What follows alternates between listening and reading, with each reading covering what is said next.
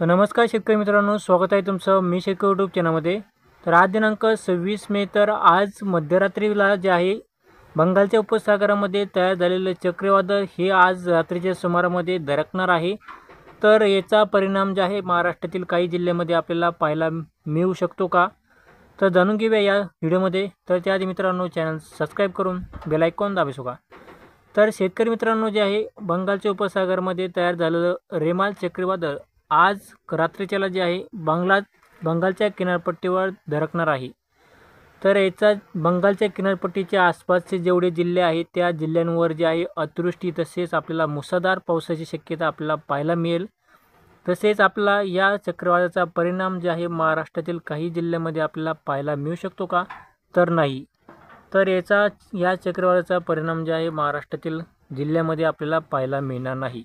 फक्त आज रात्रीच्याला जे आहे काही भागामध्ये आपल्याला हलका ते मध्यम स्वरूपाच्या पावसाची शक्यता आज रात्रीच्याला पाहायला मिळू शकते।